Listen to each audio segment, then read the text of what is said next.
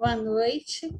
Eu sou Tatiana Pires e tenho o prazer de apresentar o encerramento da sexta edição da Semana Maria Virgínia e José Herculano Pires. Em 25 de nove de 1914, nascia José Herculano Pires. Então, hoje seria o aniversário dele. Se ele estivesse vivo, ele completaria 109 anos. Em sua homenagem, nós iremos ler uma mini biografia de Herculano e a nossa roda de conversa também será uma homenagem a Herculano, falando sobre o tema do seu livro Na Hora do Testemunho. Na nossa roda de conversa, hoje nós teremos Marco Milani, Erivelto Carvalho e Arthur Ferreira. Vamos para a homenagem. José Herculano Pires foi o que podemos chamar de homem múltiplo. Em todas as áreas do conhecimento em que desenvolveu atividades, dentro e fora do movimento doutrinário, sua inteligência superior, iluminada pela doutrina espírita e pela cultura humanística, brilhava com grande magnitude, fazendo o povo crescer espiritualmente.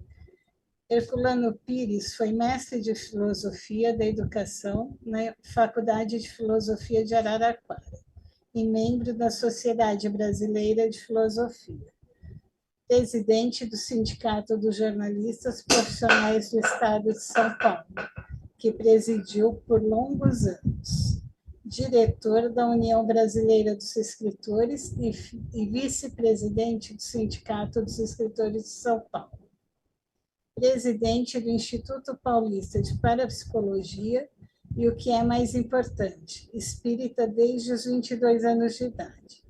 Ninguém no Brasil e no estrangeiro mergulhou tão fundo nas águas cristalinas da codificação kardeciana e ninguém defendeu mais, com mais competência do que ele, a pureza doutrinária. Essa biografia nós tiramos um trecho do livro do Jorge Risini, que também faria aniversário hoje, mais 10 anos após o meu avô, e o nome do livro é J. Herculano Pires, o Apóstolo de Kardec. Agora, então, eu vou apresentar o pessoal da nossa roda, como eu já falei antes. Teremos o Marco Milani, que é professor universitário, diretor de doutrina da USE de São Paulo, presidente da USE Regional de Campinas, palestrante e articulista espírita. Teremos Arthur Ferreira, que é divulgador, articulista e autor espírita fluminense, professor de idiomas, tradutor internacionalista, ex-presidente do Centro Espírita Friburguense, tem 4 obras publicadas e atualmente apresenta o programa Polêmica Espírita na Rai TV. E teremos Erivelto Carvalho, que é pesquisador, palestrante e colaborador dos projetos Ciência Espírita e Livre Pensar Espírita. E como eu já havia falado, o tema é Na Hora do Testemunho. Começamos então com Marco Milani. Obrigado, Tatiana. Minhas saudações aqui a todos os organizadores dessa semana maravilhosa. Afinal de contas, eu já tenho a oportunidade, né, de participar dela já há alguns anos, e isso demonstra a seriedade e o compromisso, né, que todos temos com este que é o nosso grande homenageado de hoje. Afinal de contas, aniversário do professor Herculano Pires. Nós rendemos a ele, né, as nossas considerações. E para hoje, quero só antecipar aqui alguns aspectos, né, porque depois nós vamos conversar com mais detalhes, mas junto com o nosso amigo Arthur e com o Erivelto, nós poderemos trocar aqui informações sobre o ponto central da nossa roda, né, que é a obra Na Hora do Testemunho.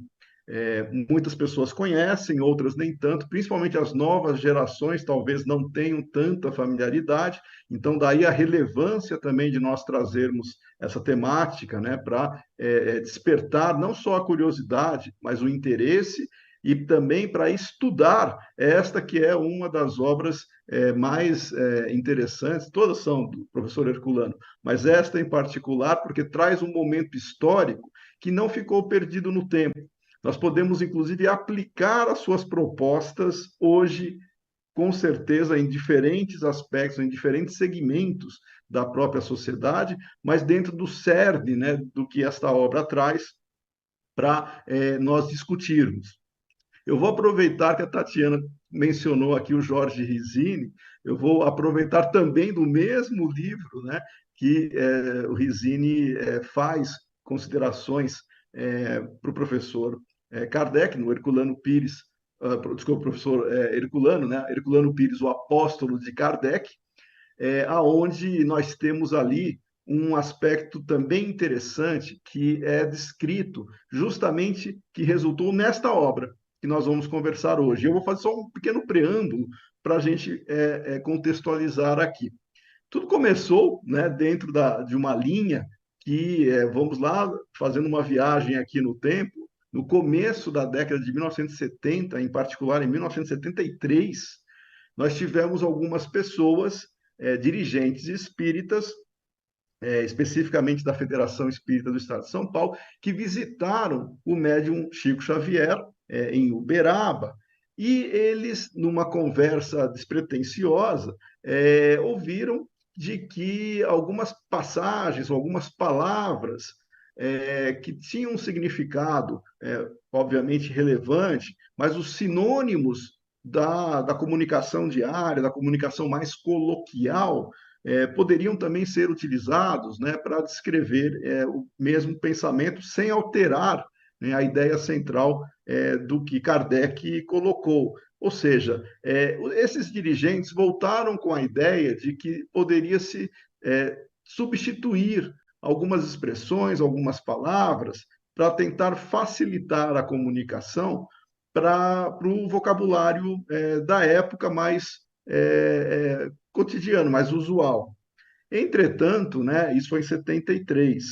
Em 74, efetivamente, essa instituição, a Federação Espírita de São Paulo, por meio do Paulo Alves de Godoy, né, que foi o responsável por fazer estas modificações, lança a obra O Evangelho segundo o Espiritismo, com esses tipos de modificações, com supressões e substituições de palavras e expressões, tentando adequar o vocabulário ao que supunha-se na época ali, que facilitaria a compreensão de todos, não necessariamente de um grupo específico, né? Mas facilitaria a leitura independente do grau educacional, do nível que a pessoa teria aí, mais no sentido de compreensão.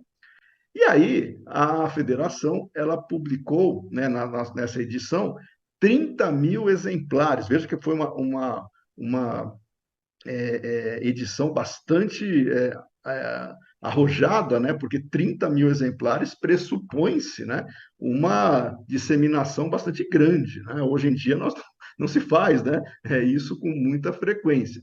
Imagina naquela época, mas 30 mil exemplares, e esses exemplares foram distribuídos para vários centros espíritas, inclusive, e um desses exemplares foi direcionado para o professor Herculano Pires.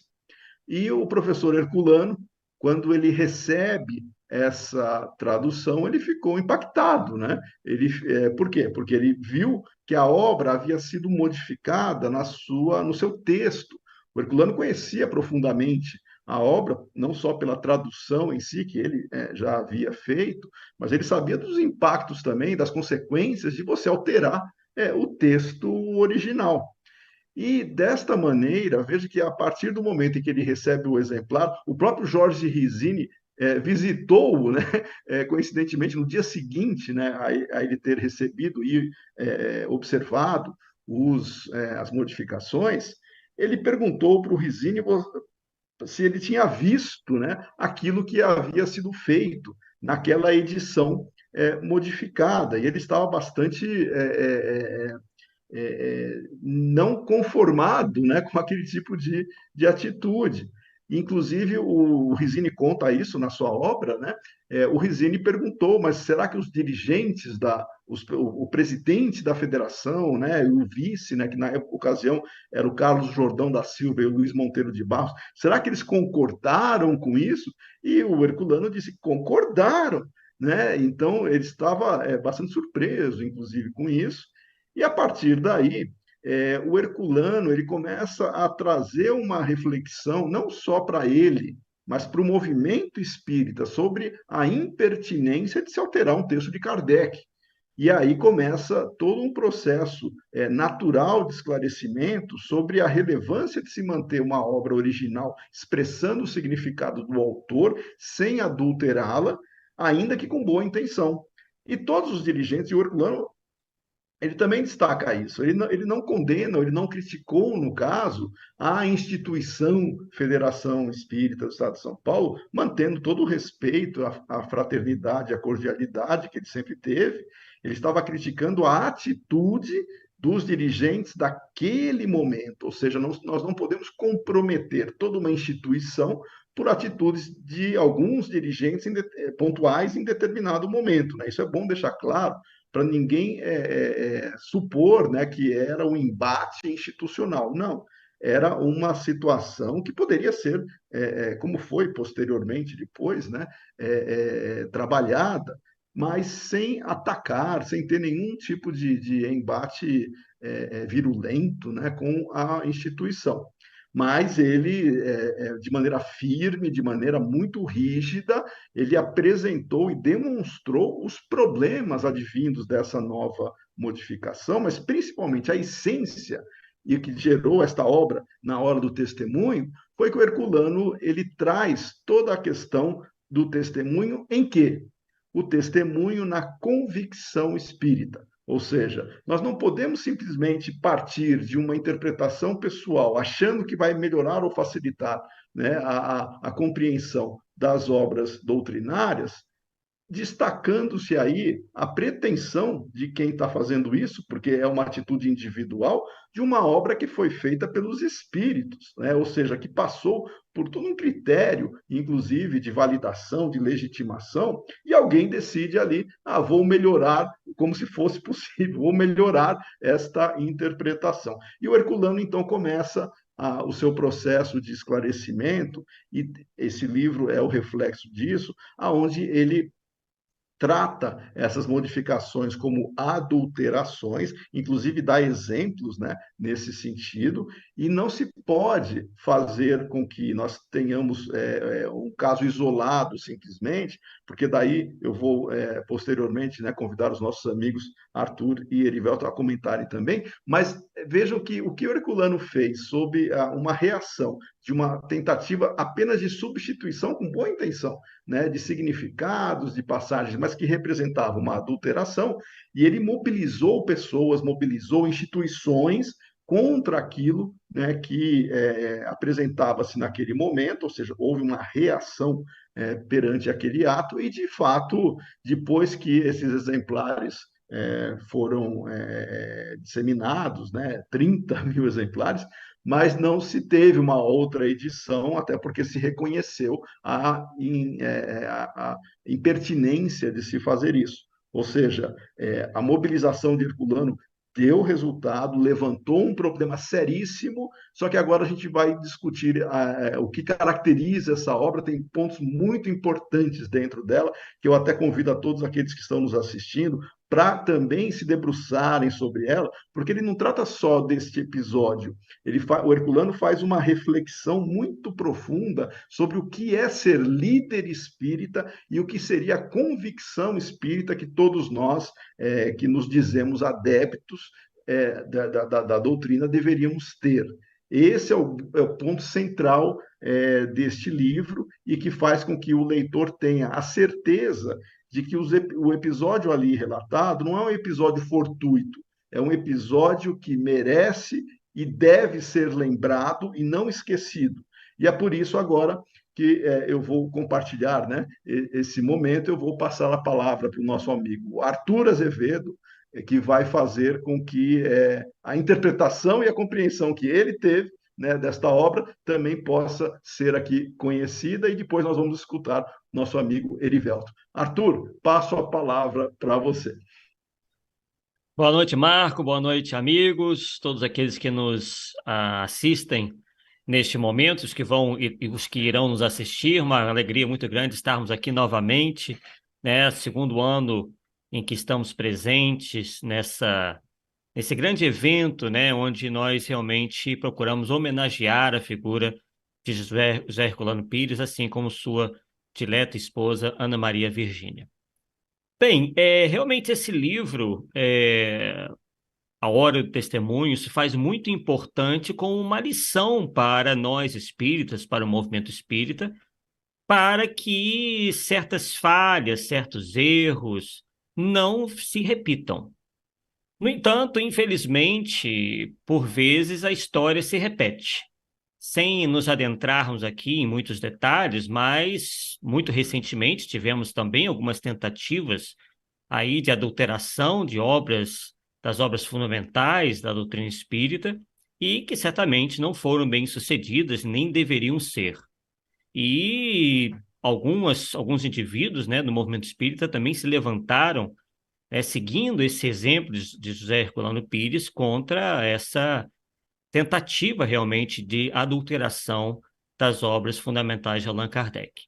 Então, o que nós temos é a repetição, e por vezes por motivos diferentes, né? Naquela época, houve até uma boa intenção, talvez, né, como o Marco aí já adiantou, de tornar a leitura mais fácil, substituindo alguns termos, mas de qualquer forma, isso não pode acontecer. Mas recentemente tivemos aí a tentativa de uma espécie de ideologização, né, da doutrina, procurando atualizá-la perante aí algumas ideias até mesmo de cunho materialista. E o que também nos chama a atenção muito nessa obra de José Herculano Pires é que ele nos fala que isso decorre de certas posturas que ele, em determinado subtítulo, diz, né, aponta como sendo ignorância, isto é, falta de conhecimento, e beatismo, quer dizer, por vezes até levando aí o espiritismo a um desvirtuamento, inclusive, dos seus principais postulados, da toda a sua mentalidade, que lhe é bastante própria, e não pode se confundir, por mais respeitáveis que sejam, com essas variadas correntes espiritualistas que nós temos, né? O espiritismo, nós espíritas devemos respeitar tudo, né? Todas as religiões, as doutrinas, as filosofias, porém o espiritismo deva manter a sua, as suas características, os seus propósitos, que por vezes, né, realmente são muito diferentes daquilo que nós encontramos em outras propostas, até mesmo propostas espiritualistas. Então, muito sinteticamente, é isso que nós teríamos a dizer. O livro, realmente, como o Marco falou, nos traz assim, muitos ensinamentos, muitos puxões de orelha, né, que são atualíssimos, quer dizer, foram muito pertinentes à sua época e permanecem atualíssimos, mesmo tendo sido escritos há bastante tempo. Perfeito. O Rodrigo, isso já nos colocou aqui. Eu queria só destacar que esse livro é tão rico, né, que a gente vai falar alguns detalhes aqui, mas eu vou convidar agora o Erivelto a abordar também um aspecto que é fundamental. O próprio professor Herculano, quando ele vai tratar desse livro, ele diz o seguinte: esse livro é um pedido do Chico Xavier também, porque ele foi envolvido na história porque os dirigentes da instituição foram até Uberaba e disseram ter ouvido do Chico, né, essa recomendação ou essa orientação para fazer as modificações. Mas isso não foi o que correspondeu à verdade, tanto é que o próprio Chico pediu a Herculano para que se posicionasse também e autorizou utilizar o seu nome, né, dessa proposta. E esse livro ele é descrito também como uma resposta do próprio Chico, né, dentro desse contexto, para ele se colocar ali dentro para esclarecer a situação. Então, eu pergunto para o meu amigo Erivelto, Erivelto, o Chico, que escreveu tantos livros, ele pediu para escrever um livro, agora pelo professor Herculano. Por que dessa necessidade? Na verdade, Marco, e aqui eu aproveito esse momento para agradecer o convite de estar participando aqui desse evento, né, da Fundação Maria Virgínia J. Herculano Pires. É a primeira vez que eu tenho participado, e principalmente numa data como hoje, né, que se comemora o aniversário de Herculano Pires, e aqui estamos prestando a ele todas as suas justas homenagens. Mas, Chico, como você mesmo já introduziu há poucos minutos, Chico foi, digamos assim, meio que acusado de ser aquele que deu a chancela para que as alterações na obra fossem realizadas. Sabemos que, em determinado momento, em 1973, alguns dirigentes, né, da FESP, e estavam junto com eles o próprio tradutor, né, o Paulo Alves Godoy, em conversa praticamente informal com Chico. Chico havia, nesse ponto, reclamado, comentado, dentro da sua brandura, daquela sua psicologia de sempre passar aquele ideal de ternura, de amor e tudo mais. Ele achava que certas expressões, às vezes, poderiam chocar o público. Ele achava que, às vezes, uma determinada expressão, e isso ele fala de uma maneira bastante simples, né? Junto com aquelas pessoas, naquela conversa, e depois, em uma determinada carta a Herculano Pires, ele fala que, em determinado momento, eles tiveram aquela conversa, mas a conversa não foi no sentido de que era necessário fazer modificações. Ele apenas achava que certos trechos poderia parecer pesado ao coração daqueles leitores, daquelas pessoas que poderiam estudar a obra, sem falar em nenhuma necessidade ou numa pretensão de que a obra fosse atualizada em relação a certos trechos. Chico era da sua psicologia, pela sua formação, né, pelo seu histórico de vida, ele gostava que as pessoas tivessem uma aproximação amorosa da doutrina espírita, que as pessoas chegassem até a doutrina espírita pelo amor, pela compreensão. Então, ele achava que, às vezes, determinadas expressões poderiam ser passadas de outra forma, ou até que no momento em que algum dirigente ou palestrante espírita fosse se dirigir ao público, que esse tentasse, de certa maneira, trazer explicações até mais racionais, ou explicações que tocasse o coração daquele que estivesse buscando entender a doutrina espírita, e que isso fosse motivo de satisfação tanto para a sua inteligência, para a sua razão, quanto também para tocar o seu coração. Então, era uma conversa informal que não passou além disso. Os dirigentes da FESP na época, e Paulo Alves de Godoy, acharam que isso era uma deixa para que uma modificação de termos no livro fossem realizados.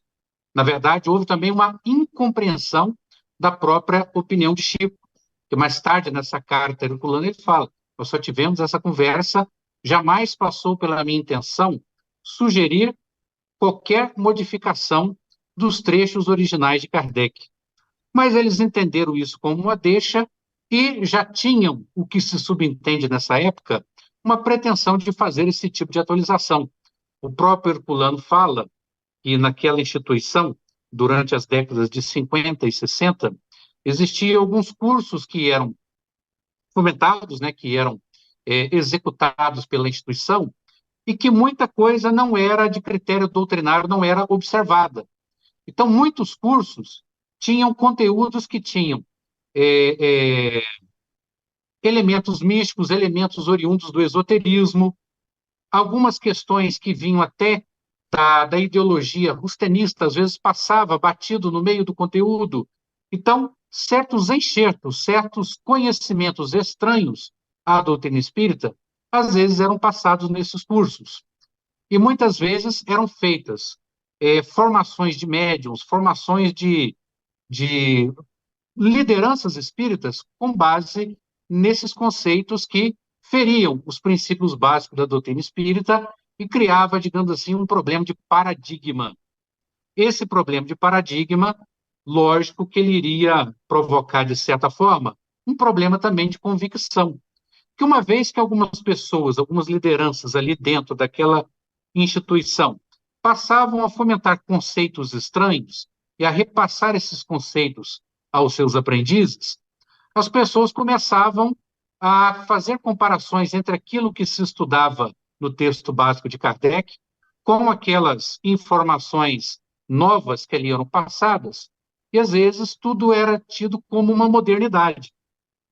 Perdia-se o referencial kardeciano e aqueles enxertos místicos, aquelas doutrinas estranhas que ali eram passadas, eram entendidas, de certa maneira, como uma modernidade, como conceitos novos que vinham, de certa maneira, complementar a codificação kardeciana. Subentende-se, então, na leitura, né, de Na Hora do Testemunho, que alguns desses líderes já tinham em seu coração, em seu ideal, essa ideia de trazer para o meio espírita, de certa forma, uma chancela quase que oficial para esse tipo de pensamento, para essa enxertia que estava ali no meio. Uma das formas, então, seria fazer uma adaptação no texto de um dos livros mais lido pelos espíritas, que é o Evangelho segundo o Espiritismo. Sabemos que, apesar de não ser a obra inaugural da codificação, na prática se torna, pelo seu conteúdo moral e pela sua inspiração cristã, é uma das obras mais lidas, na verdade, a mais lida entre os espíritas brasileiros, mais até do que o próprio Livro dos Espíritos. Então, a gente observa que, geralmente, não só nesse caso, que aconteceu em 1974, mas outros casos também de tentativas de reformulação da obra kardeciana, de adulterações, elas sempre começam, primeiramente, como foi um caso recente hoje, na modernidade, pelo Evangelho segundo o Espiritismo.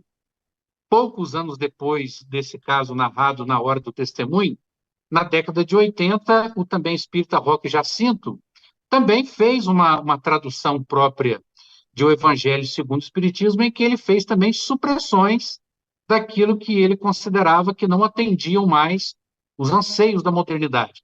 Não foi uma obra que causou tanta polêmica quanto essa, a obra passou meio que despercebida, né, dos olhos da grande maioria espírita, mas foi um exemplo de que esse espírito de reformulação, de perda do paradigma kardeciano, ainda existia. E, geralmente, esses ideais, o principal livro em que se toma a iniciativa de fazê-lo, como a gente tem visto aí na história, começa-se pelos exemplares do Evangelho segundo o Espiritismo. Então, nesse momento, eles utilizam a liderança de Chico Xavier, um grande líder espírita brasileiro, e também pela sua liderança mediúnica, porque havia uma ideia de que o simples fato de ser um conteúdo chancelado por um médium de ilibada moral já dava uma garantia de chancela espiritual também para aquela empreitada. Então, eles tentaram colocar Chico no meio dessa questão, e Chico automaticamente se torna preocupado com aquela questão. Se eu não me engano, num dos exemplares, né, do periódico O Semeador, eu não sei se foi ainda em 74 ou 75, parte dessa liderança da FESP envolvida na polêmica publicou em um trecho, né, de um dos exemplares do jornal essa justificativa, né, de que não havia nenhuma adulteração, não havia nenhum problema naquela iniciativa, e que ela contava com o aval de Chico Xavier, ou seja, dando uma espécie de chancela tanto da autoridade moral de Chico, como também aproveitando, né, da sua condição de grande antena psíquica, né, de grande intermediário entre o mundo dos espíritos e o mundo material, dando aí também uma chancela espiritual para a iniciativa, quase passando um recado de que não, os espíritos superiores, através de Chico, garantem a iniciativa como plausível. Chico percebe que seu nome teria sido usado de maneira indevida na situação, mas Chico também, na sua condição psicológica de uma pessoa que não era muito, que não gostava muito de se envolver em polêmicas, ele então pede a Herculano, inclusive autoriza que os conteúdos de suas cartas fossem, então, colocados nesse livro, incluindo também as psicografias, as mensagens do Espírito Emmanuel, e solicita, então, que isso fosse publicado para esclarecer de uma vez por todas que essa sua tentativa de colocar o seu nome como um critério de autoridade para chancelar essa obra fosse, então, suprimido.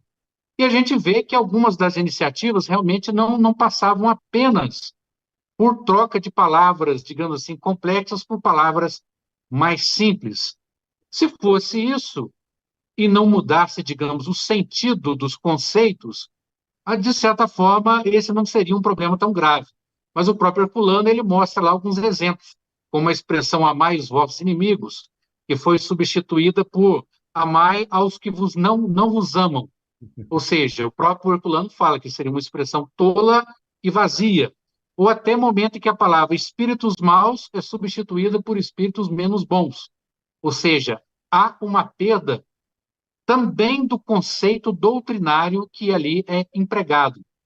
Passa-se a dizer, por exemplo, que a doutrina espírita não teria, de certa forma, mesmo que relativo, conceito de mal, sendo que a própria escala espírita, ela vem, por exemplo, na obra inaugural do Livro dos Espíritos, ela declara que, por exemplo, a partir do momento que o espírito sai da sua condição de simples e ignorante e passa a mergulhar ali na classificação dos espíritos de terceira ordem, uma das suas características é a propensão ao mal. Ou seja, ele adquire um certo livre-arbítrio e, mesmo assim, tomado pelas más paixões, ele se torna propenso ao mal. Então, a doutrina espírita trabalha o mal não como um conceito absoluto, porém relativo, mas ele existe na natureza humana, nem que perdure alguns séculos, né, no nosso íntimo, no nosso âmago, e aquilo vai se passar por várias experiências encarnatórias. Então, houve também uma tentativa de mudar conceitos. Então, há uma modificação teórica de premissas da doutrina espírita, e Chico, então, também percebe como um guardião da doutrina espírita, como alguém muito imbuído, né, desse amor que ele tinha por Kardec. Inclusive, é mais ou menos por essa época também que ele recebe uma comunicação espiritual, dizendo que a bandeira, a hora agora é de kardecizar, né, uma comunicação que ficou muito famosa também nesse próprio momento, mostrando a importância de se valorizar cada vez mais a codificação e a intenção e a obra de Kardec nesse meio. Então, acredito que esse foi o intuito dele de salvaguardar o seu nome e retirar também essa tentativa de utilizar o seu exemplo como uma espécie de argumento de autoridade para validar esse triste episódio. Perfeito. Perfeito, Erivelto, você resumiu de maneira bem feliz, né, essa questão, inclusive no próprio livro, né, também convido os leitores, há uma carta de Chico, né, reconhecendo exatamente o que você falou, né, foi uma conversa despretensiosa, onde ele mencionou um trecho, né, que ele poderia abrandar ou poderia explicar com outras palavras, e foi entendido ou fez-se, né, essa suposta interpretação de que o Chico estaria recomendando ou orientando, né, algum tipo de modificação. E o próprio professor Herculano, quando ele vai trabalhar ou buscar, né, essa explicação, ele também encontra, obviamente, não só o que foi o gatilho, que foi o que o Erivelto comentou aqui, o fato que levou, pelo menos que estimulou, né, essa modificação. Mas já existia um contexto cultural no movimento espírita, onde esses gatilhos de reformulação, atualização e modificação poderiam ganhar corpo, como a gente vê, como o Arthur comentou muito bem, até hoje nós temos pessoas querendo atualizar, modificar, reescrever Kardec, achando que está promovendo um benefício. Mas, Arthur, o professor Herculano, em determinada fase dessa contextualização, agora falando do contexto cultural do movimento espírita, ele diz o seguinte, vou ler aqui a frase literal de Herculano sobre o título é Ignorância e Beatismo. E ele começa assim: a investigação das causas da adulteração revelou a fragilidade do movimento espírita brasileiro, resultante de dois fatores principais: a ignorância e o beatismo. Ou seja, a maioria, e ele continua, dos espíritas não estuda a sua doutrina e se entrega a um beatismo igrejeiro. Inclusive, aí ele é maior, né, esse texto, e ele dá exemplos, né, de cursos em algumas instituições, ou cursos ditos regulares, onde as pessoas leem mais outros autores do que o próprio Kardec, tentando substituir Kardec por autores, não importa quem seja o autor, né, existe espaço para também fazer essas leituras, mas não substituir Kardec por autores secundários, seja ele mediúnico, seja ele encarnado, não importa. E aí eu queria perguntar para você, Arthur, essa visão da ignorância de vários adeptos de não estudarem Kardec, não estudarem o Espiritismo e se sentirem confortáveis em obras secundárias, que não constituem o elemento central, os princípios e valores que foram validados e legitimados por Kardec, e os espíritos, né, apresentaram isso. Queria ouvir de você. Você entende que esse caldo cultural permanece ainda hoje, a ignorância e o beatismo, ele chama de igrejeiro, né, que também já seria um resquício da fé cega oriunda de outras filosofias? Sem dúvida, Marco, e isso realmente não nos felicita de maneira alguma. Claro que reconhecemos os esforços, né, de todos nós, espíritas, por vezes, na nossa grande maioria, muito bem intencionados, porém, Herculano realmente aponta para certas concepções errôneas, que já naquela época avassalavam o movimento espírita e que permanecem até hoje. E eu gostaria de lembrar que um desses fatores tem muito a ver com algo que ele comentou da seguinte maneira, que é justamente a questão do endeusamento a médiuns, onde ele diz o seguinte: os que desejam oferecer ao público uma imagem artificial do movimento espírita enganam-se a si mesmos antes de enganar os outros. Os que pretendem apresentar um médium, como Chico Xavier, aos olhos do povo, como uma espécie de semideus, perturbam a própria missão do médium, que sempre se esforçou para mostrar-se como um simples homem, sujeito às deficiências humanas. A autenticidade de Chico Xavier e de sua mediunidade ressaltam de suas constantes declarações públicas, sempre marcadas por uma consciência nítida, jamais disfarçada de sua fragilidade humana. E aí prossegue: no fundo, os endeusadores do médium nada mais fazem do que endeusar-se a si mesmos. E a tendência natural da criatura humana de querer engrandecer-se à custa da grandeza alheia, do mestre, do chefe, do sacerdote, do pastor ou do médium. Mas o espiritismo é contrário a essa tendência, que foi útil e até mesmo necessária no passado, e agora está superada e se transforma num estorvo à evolução humana. A revelação espírita alargou e aprofundou a nossa visão da realidade, mostrou-nos o mundo, a vida e o homem como realmente são, libertou-nos das ilusões mitológicas. Então, isso é algo que nós notamos até hoje dentro desse nosso raciocínio de que a história se repete, que nós, por vezes, não estamos aprendendo com o passado. Continuamos aí, né, muitos divulgadores utilizando da imagem de Chico Xavier, inclusive pós-mortem, né? Quer dizer, ele nem se encontra mais aqui para se defender, atribuindo-lhe falas que ele nunca proferiu em público. Então, isso é muito perigoso, e isso faz parte do processo de cada vez maior endeusamento da figura do médium, especificamente Chico Xavier, para alcançar outros objetivos que não são, né, em sua grande maioria, compatíveis com os esforços da doutrina espírita, que é nos libertar desse tipo de postura, da mitologia, do endeusamento, do fanatismo, né, de tudo isso que aí justamente nos atrapalham, nos atrasam o nosso desenvolvimento. Né? Isso, infelizmente, ainda temos resquícios muito fortes disso, né, no nosso movimento espírita, onde a figura do médium, especificamente Chico Xavier, é visto como a palavra final, né, para muitas questões, e a gente sabe que não é bem assim, né? A palavra final deve ser sempre aquela contida nas obras fundamentais da doutrina espírita. Médiuns, claro, têm todo o direito de emitir as suas opiniões, mas não necessariamente as suas opiniões estarão de acordo com as opiniões exaradas, os conceitos exarados nas obras fundamentais de Allan Kardec. Perfeito.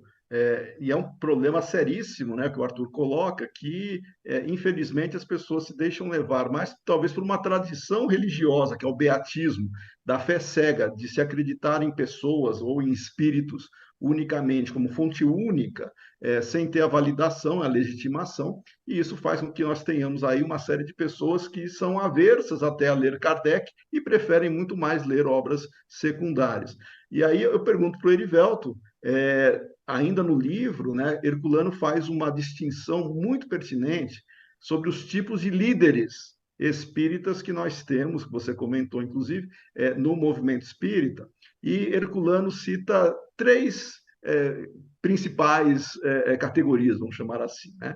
Ele fala dos líderes que são aqueles fundadores, né, que ele até faz uma associação com o paternalismo, que na época se exigia, principalmente no começo do século, né, meados do século XX, era rígido, forte, comprometido com os aspectos doutrinários, mas também trazendo uma característica cultural daquela época que era necessário para trazer quase que para a pessoa física, né, a integridade dos trabalhos, da atividade e o suporte da continuidade, né, na casa, na instituição.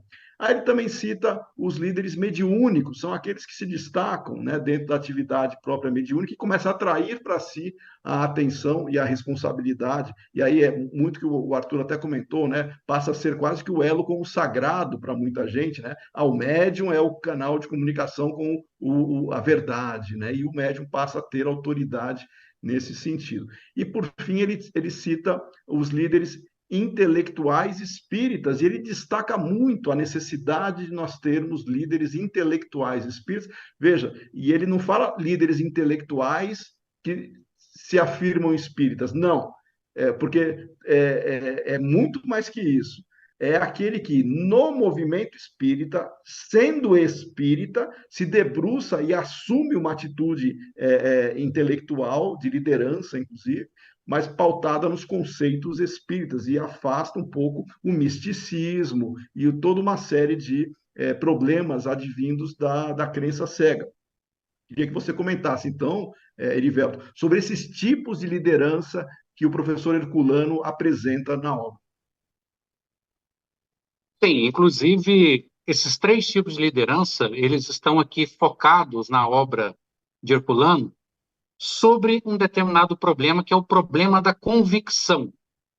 Então, todo o problema da convicção do Espiritismo, digamos que é o tema central dessa obra, e como que esse problema da convicção pode ser vivido por esses três tipos de liderança que você citou.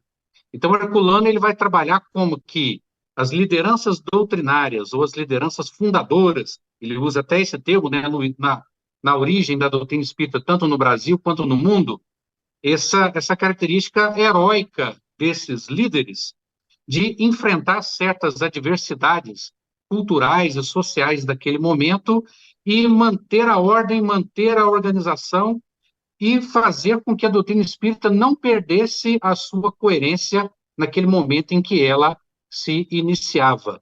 Também esses líderes mediúnicos que vão dar continuidade à essência da doutrina espírita, que é essa comunicabilidade com o mundo espiritual, e a continuidade do conhecimento espírita, ela vai depender dessa liderança mediúnica, principalmente porque, como Kardec já dizia, a base para a sobrevivência da doutrina espírita está no seu caráter progressivo. E o próprio Delany também vem nos destacar que, à medida que os espíritos evoluem em conhecimento, ele diz mais ou menos nessas palavras, e nós também evoluímos em cultura, os espíritos se tornam mais capazes de passar ainda mais informações, mais complementos. Então, aquilo que nós já sabemos a respeito da doutrina espírita, de toda aquela convicção que nós já temos, passa a se tornar cada vez mais completa, cada vez mais nítida, vai se ampliando. E também o papel desses líderes intelectuais em fazer essa ponte, porque nós não podemos também apenas ouvir aquilo que os espíritos estão nos dizendo, sem utilizar também aquele critério kardeciano da razão e do bom senso, da comparação com que esse conhecimento que nos é passado, se ele não inflige, primeiramente, a própria codificação, e depois, se não, entra em contraste também com o conhecimento científico e filosófico já estabelecido em nosso mundo. Mas, como o próprio Herculano, apesar de todas as suas obras serem, digamos assim, uma grande ampliação de toda a filosofia da ciência espírita, essa obra, na Hora do Testemunho em particular, eu entendo que ela tem, até fazendo uma referência ao papel desses 3 líderes aí que você citou, e que são muito bem trabalhados ao final da obra, eu entendo que essa obra tem uma espécie de referência doutrinária para o futuro do Espiritismo. É como se fosse um testamento de Herculano e também de Chico Xavier para as gerações que viriam, né, após a passagem desses 2 grandes personagens do Espiritismo, e que esse livro ficasse de exemplo para ver, olha, aonde a doutrina espírita, aonde certos líderes do movimento espírita já cometeram erros, que erros que foram e como devemos evitá-los. Então, ele deixa isso como uma espécie de testamento, um testamento duplo, né, assinado tanto por Herculano quanto por Chico Xavier. Você mesmo destacou aqui no início desse nosso estudo, dessa nossa conversa, que é um livro que seria necessário que as gerações atuais tomassem um maior conhecimento a respeito do seu conteúdo. Então, uma iniciativa como essa agora, da 6ª semana, é muito louvável, muito necessária, porque se torna imprescindível para os tempos atuais, que parece que essas 3 categorias de liderança vêm perdendo, digamos assim, a noção do seu papel em relação à própria doutrina espírita e permitindo com que o foco, o paradigma espírita seja colocado de lado e que outros paradigmas venham a substituir a doutrina espírita. No caso até dos intelectuais espíritas, citando esse caso em particular, nós sabemos que algumas iniciativas modernas hoje, de tentativa de adulteração ou de atualização mal feita, elas partem principalmente de lideranças que se incluem nessa categoria, as lideranças intelectuais.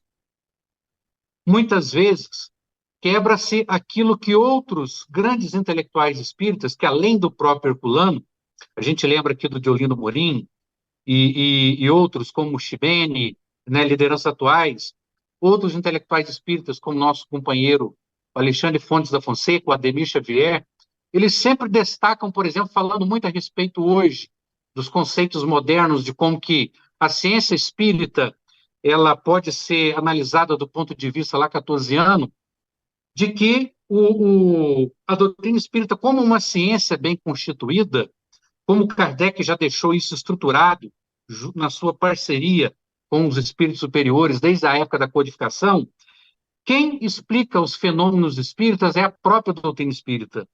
É a própria doutrina espírita que tem o seu paradigma para se atualizar no sentido correto dessa palavra, no sentido do seu caráter progressivo. Então, é a própria doutrina espírita que tem as ferramentas próprias, os métodos e o paradigma para que isso seja feito. Como também para explicar os fenômenos do mundo material e de tudo aquilo que a ciência espírita está relacionada. Então, no momento que acontece nos dias atuais, muitos dos intelectuais espíritas, eles retiram esse foco. Às vezes, pegam-se ciências do cotidiano e tenta-se explicar a própria doutrina espírita ou fenômenos do mundo material, às vezes até fenômenos do mundo espiritual, pela ótica das ciências do mundo material. Então, por exemplo, se eu tenho hoje uma formação sociológica, ou se eu tenho uma formação em biologia, se eu tenho uma formação em história, eu começo a pegar essa lente e aplico ela sobre a doutrina espírita. A minha liderança, no sentido de liderança intelectual, ela começa a perder esse paradigma. Eu começo a acreditar que a doutrina espírita não é suficiente para se explicar ou para explicar todos os fenômenos a qual ela toca, e aí eu faço uma inversão desse paradigma, o que cai nesse problema que Herculano trabalha em toda essa obra, que é o problema da convicção espírita. O quão convicto eu estou a respeito da doutrina espírita? Se a minha convicção não é forte, se o meu paradigma, se o meu foco, ele está distorcido, ele está errado, provavelmente eu vou estar aberto a todos os tipos de enxertias, de alterações que, na verdade, vão descaracterizar a doutrina espírita. E esse livro, por exemplo, Herculano, ele trabalha aí uma metáfora muito bem trabalhada, que é o episódio da negação de Pedro. Né? Na hora do testemunho, é uma afirmativa, esse episódio, que de tão relevante e importante que ele tinha para a cristandade, ele aparece nos 4 evangelhos. É diferente de alguns episódios que às vezes está só no Evangelho de João, ou aparece em Lucas e Mateus e não em Marcos, e etc. O episódio da negação de Pedro aparece nos 4 evangelhos, de uma maneira bastante coesa, e mostra principalmente esse espírito também da convicção. E sabemos que nesse episódio tudo acontece numa madrugada, antes do cantar do galo, né, o nome até de um dos textos que está presente na própria obra. E neste momento, antes do cantar do galo, naquele silêncio da madrugada, Pedro, ele é, digamos assim, acusado de ser um dos seguidores de Jesus e ser um dos seus seguidores, de conhecê-lo, e ele nega 3 vezes.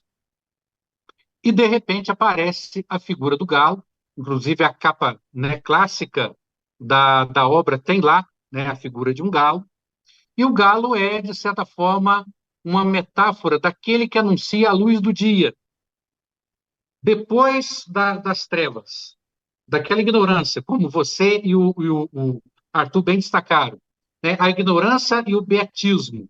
Tudo isso pode ser entendido como essa madrugada em que a razão, o conhecimento, o paradigma espírita se perdeu e nós estamos aí a Deus dará. Os 3 tipos de liderança, seja a liderança doutrinária, a mediúnica ou a intelectual, estão mergulhadas temporariamente nessa madrugada. E aí é que vem a necessidade de se mostrar a convicção. O quão convicto vocês estão? É essa, no meu entendimento, a similaridade que Herculano faz entre esse episódio da década de 70, muitos mais que se mostraram depois. Antes desse episódio, a doutrina espírita foi desafiada também N vezes em situações semelhantes a essa, né? A perda da convicção da doutrina espírita, a perda do paradigma. Então, coloca essas 3 lideranças nessa madrugada, que representa aí o obscurantismo, a perda da referência doutrinária. E aí, no momento em que a doutrina espírita é desafiada, vem a hora do testemunho, há uma espécie de negação, as pessoas não sabem como reagir, não foi culpa minha, foi o outro que sugeriu, não, eu não tenho nada a ver com isso, se a gente não atualizar ou não dinamizar o espiritismo, ele não vai para frente, e eu tenho uma fórmula de como isso deve ser feito. Aí, na hora do testemunho, as coisas se apertam e, de repente, vem o cantar do galo. O galo, simbolicamente, é aquele que anuncia o raiar do sol. O sol vem, a necessidade se apresenta, a luz da informação vem, e aí as pessoas podem, conforme também o próprio Herculano deixa bem claro, ele também faz citações, né, às moedas de Judas, e aí quando o sol raia e as coisas se tornam mais esclarecidas, é que ambos vão perceber o erro. Pedro vai se arrepender e vai chorar. ele vai perceber o seu erro, vai reconhecer, futuramente, após o episódio da ressurreição, né, Jesus o pergunta por 3 vezes: Pedro, tu me amas? Pedro, tu me amas? O seu amor, ele vai manifestar que, apesar de ter andado por um momento no erro, ele reconhece agora o seu amor, ele reconhece a sua convicção e que é necessário manter essa convicção como um laço firme e perene. Ou então, outros vão fazer como Judas, cai-se no desespero, mantém-se a traição, e mesmo que às vezes o arrependimento venha, às vezes o erro já foi cometido, não há o que se fazer. Sabemos na história do Espiritismo, inclusive no próprio movimento espírita, de pessoas que caíram nesse mesmo erro, alguns na liderança intelectual, ou mesmo dentro da liderança doutrinária ou da liderança mediúnica, que, tomado por uma exacerbação de que tinham a verdade completa, no momento em que a luz veio à tona, perceberam o erro, não sabendo o que fazer, semelhante, né, ao símbolo de Judas, preferiram abandonar a doutrina espírita e criar uma outra doutrina, criar uma outra forma de conhecimento, e foram viver felizes lá à sua maneira. Outros até abandonaram a doutrina espírita de vez, como aconteceu com alguns representantes do falecido Mui, né, que muitos simplesmente abandonaram a doutrina espírita, né? Então, esse é o meu pensamento, a interpretação que eu faço desse papel dos 3 líderes e como que eles devem manter o problema da convicção.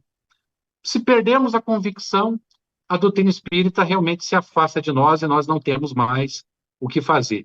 Então, essa é a importância simbolizada aí, principalmente no galo, aquele que anuncia a luz da razão e a luz do conhecimento espírita. Perfeito. Muito bom, excelente, Erivelto. O tempo passa rápido, eu estou olhando aqui o nosso relógio, né? Eu tenho certeza que a Tatiane aqui nos bastidores também já está nos olhando. Eu vou pedir rapidamente agora para que Arthur e Erivelto possam, em um minuto, possa tirar daquilo que foi possível nós conversarmos e o que cada um leu também para o leitor. Vocês estão agora se dirigindo ao leitor. O que mais chamou a atenção e o que seria o convite para que esse leitor pudesse adquirir essa obra fantástica, e depois a Tatiana fala onde que pode adquirir, essa obra fantástica que todos devem ler. Arthur. Marco, realmente o que mais nos chama a atenção nessa obra é o exemplo de coragem de Herculano Pires, obviamente com o apoio de sua direta esposa, Maria Virgínia, em relação a essa postura que nós espíritas devemos ter perante a determinadas situações que não podem simplesmente ser deixadas de lado, né, a título de caridade ou de fraternidade ou o que seja. Então, eu concluo justamente com as palavras de Herculano Pires, que teve justamente, por essa postura, foi apelidado de guarda noturno do Espiritismo. Ele nos diz o seguinte, muito rapidamente: essa é a justificativa legítima da nossa indignação ante o atentado inqualificável da adulteração que se pretendia realizar, abrangendo toda a estrutura doutrinária.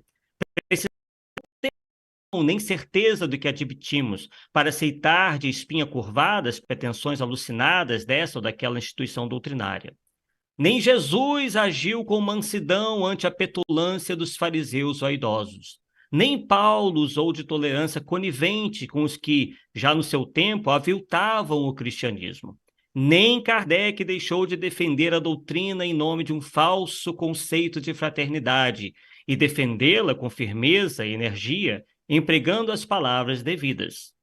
As sensitivas que murcham ao ser tocadas não são flores do jardim espírita, porque o espiritismo requer virilidade e franqueza dos seus adeptos, o sim, sim, não, não do evangelho, para impor-se neste mundo de ambiguidades e comodismos. Então, isso realmente nos chamou a atenção e essa obra é um exemplo tácito da coragem com que Herculano Pires sempre atuou dentro do nosso movimento espírita. Obrigado, Arthur. passo agora para o nosso Erivelto para suas considerações finais. O convite ao leitor, Erivelto. O meu convite ao leitor seria o seguinte: buscar uma compreensão nessa obra, a inspiração principalmente para a sua convicção espírita, e também, como bem ressaltou o Arthur agora há pouco, a coragem de defender a doutrina espírita. Ou seja, primeiramente buscar estudar, compreender a doutrina, antes que qualquer situação se mostre como novidadeira, como uma revolução, como a última novidade em termos de doutrina espírita, que a gente possa questionar e avaliar tudo isso muito bem. Primeiramente, mostrando a nossa convicção, mostrando também que é necessário se aprofundar na doutrina espírita, que seja em que momento, em que tipo de liderança que nós exercemos dentro do movimento espírita, que a gente tem que ter, primeiramente, um conhecimento aprofundado dessa doutrina. E a partir do momento que a gente tem esse conhecimento, fortalecermos a nossa convicção e que essa convicção seja, na hora do testemunho, aquela que vai, digamos assim, estar aberta ao raiar do dia que o galo nos anuncia assim que termina o obscurantismo da madrugada. Então, que esse seja a parte forte que venha convencer o leitor dessa grande necessidade, dessa grande inspiração, desse verdadeiro testamento que Herculano nos legou para a doutrina espírita. Obrigado, Erivelto. Muito bem. Chegamos aqui ao nosso encerramento, destacando, então, a todos que estão nos assistindo, ou agora ao vivo, ou que nos irão ver posteriormente gravado, né? Mas que nós tenhamos a oportunidade de trazer sempre a reflexão, em homenagem, hoje em particular, dia 25, ao professor Herculano Pires, pelo seu trabalho, pela sua coragem, como destacou muito bem o Arthur, e que é muito fácil, né, nós falarmos do passado, mas na hora que ele enfrentou tudo isso, ele se viu sozinho, muitas vezes, faltando, inclusive, aquelas pessoas que, na hora que está tudo bem, se aproximam e dão tapinhas nas costas, né? Essas pessoas nós temos várias, mas na hora que nós temos que enfrentar e com coragem, com firmeza, as pessoas se vestem daquela hipocrisia farisaica. Eu não me meto nisso, ou então eu sou do bem, eu não quero perturbar as pessoas. Se nós fugirmos dos nossos compromissos e responsabilidades, nós não estamos honrando a oportunidade que temos aqui em prol da doutrina. Então, fechando essa nossa oportunidade, eu queria agradecer muito, né? Aos organizadores desta semana, em nome da Tatiana, do Herculaninho, né? O Herculano Pires Filho, que também sempre participou aqui da nossa proposta, da Heloísa Pires, que abriu aqui a nossa semana, da Rita, né? Da Rita Fokker, que também contribuiu e participou diretamente do processo, do nosso amigo Orlando, que palestrou muito bem no sábado, do Lucas Berlanza, que foi ontem, né? Excelente, brilhante apresentação, e fechamos aqui com a nossa roda de conversa, agradecendo a todos pela oportunidade, e eu passo agora a palavra à nossa anfitriã, a Tatiana, para que ela faça suas considerações e encaminhamentos. Muita paz a todos. Obrigada, pessoal, foi ótimo. Eu tenho aqui alguns comentários do YouTube, né? Aí, se vocês quiserem comentar em cima do que o pessoal falou, podem comentar, por favor. A Rita, que palestrou, ela pôs: em muitas ocasiões no meio espírita, foi dito que Kardec estava ultrapassado pelo tempo e por outros autores, né? E completando ela, a Fernanda Linhares pôs: muito querem estudar o espiritismo sem Kardec. Daí fica difícil. Depois, a Fúvia Molina colocou que as considerações feitas por todos foram excelentes e que, coincidentemente, a Folha de hoje trouxe uma entrevista com Salman Rushdie, acho que é isso, em que ele afirma que ninguém pode escrever obras de um autor morto, que foi falado aqui, né, do pessoal no... E agora a Isabel Vituso, que todo mundo conhece do Correio Fraterno, ela pôs assim, que muitas pessoas comentam para atrair os jovens para a casa espírita é preciso atualizar a comunicação. Então, ela gostaria de ouvir a opinião de vocês sobre esse assunto. Agora fica com vocês aí. Bom, pergunto para o Arthur e para o Herivelto se gostariam de comentar, mas até o Arthur, ele é professor, né, de idiomas, ele sabe melhor que ninguém, né, a ideia, a importância de nós falarmos bem. Não é falar mal usando gíria, usando qualquer... É falar bem com propriedade. E não é por isso que a gente vai mudar o conteúdo, a qualidade do conteúdo. Então, Arthur, você que é professor de idiomas, quando a gente vai falar com alguém, numa língua estrangeira ou na própria, nós temos que mudar o conteúdo. Não, realmente existe esse caráter aí de formalidade e informalidade. O que a gente percebe aí é que há sempre um apelo por parte daqueles que querem uma inserção maior do jovem no ambiente espírita, de tornar a coisa mais informal, mais alegre e tudo mais. Eu acho que até certo ponto isso aí é possível, mas sem, obviamente, esquecermos do conteúdo doutrinário que sempre deve ser priorizado, né? A gente pode tornar o ambiente mais leve, né, mais jovial, conforme aí os apelos à juventude, que vai crescer, vai amadurecer e vai ver que é apenas uma etapa da vida, né? Mas a gente não precisa modificar, né, a proposta doutrinária a fim de atender os indivíduos nas suas necessidades oriundas de suas faixas etárias. Pode-se sim adaptar aqui ou ali, mas sem a modificação no cerne, nos objetivos, e ainda mais em tempos difíceis como hoje, é preciso que nós realmente primemos pela mensagem do Espiritismo, porque realmente tem sido muito, muito necessário, né, em vista das ideias, por vezes, antagônicas que acabam adentrando o meio da nossa juventude. Se o Nivelto quiser comentar, fique à vontade. Tá? Eu concordo com a explanação do Arthur, e eu vejo assim, realmente na modernidade hoje, às vezes fazer uma adaptação da linguagem para atingir certos grupos, e não só para essa finalidade, mas porque também nós temos hoje muito mais ferramentas. Essa ferramenta mesmo que nós estamos utilizando aqui hoje, via YouTube, ela tem uma linguagem própria, né? Essa comunicação que a gente faz de reuniões virtuais, ela tem uma linguagem própria, uma dinâmica própria. E hoje a linguagem das redes sociais e as formas de se produzir conteúdo também nas redes sociais, criou-se também uma linguagem à parte, uma metodologia própria. O que realmente não se pode perder é o conteúdo. Então, por mais que a forma seja diferente, o que não pode haver é o prejuízo do conteúdo. Então, uma atualização na linguagem, tornando ela mais dinâmica, mais fácil à compreensão, e até adaptando ela aos canais de divulgação que nós temos hoje, é realmente sempre válida, desde que o conteúdo não sofra nenhum tipo de prejuízo. Então, casando esses dois objetivos, mantendo a qualidade do conteúdo com o formato, né, seja digital, presencial, uma outra forma qualquer que exista de divulgação, não vejo nenhum problema. Vejo, na verdade, como uma forma positiva até de fazer que ela vale da caridade à própria doutrina espírita, né, que é a sua divulgação. Então, mantendo o conteúdo, a divulgação será sempre válida e, com certeza, vai render bons frutos para que essa atividade seja feita. Perfeito. Obrigado, pessoal. Era isso, então.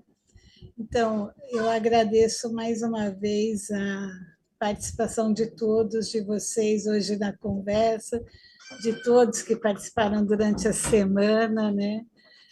Fico feliz com a homenagem que, mais uma vez, nós conseguimos fazer para Herculano, que acho que ele merece por todo o material que ele deixou para nós, né?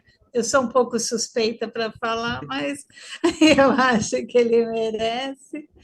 E o Marco tinha falado dos livros, né? Os livros do Herculano vocês encontram na editora Paideia. Nós também estamos com eles na Amazon, tanto impresso como em e-book, para quem preferir, né? E na Fundação vocês encontram que essa semana nós falamos muito do Limiar do Amanhã, nós lançamos os livros, mas para quem quiser ter acesso aos áudios do Limiar, no site da Fundação Herculano Pires, vocês encontram todos os áudios lá para conhecer o programa. Então, mais uma vez, obrigados a todos, mais uma vez, parabéns para Herculano, Mais uma vez, obrigada a todos que nos acompanham. Eu gostaria de agradecer a parceria de sempre da USE São Paulo, do Correio Fraterno, da Casa Editora Clarim, da Rede Espaço Espírita, que esse ano virou nossa parceira, e principalmente do Rodrigo da Vitamina Vídeo, que é o responsável para que o nosso evento fique no ar todos os dias da semana.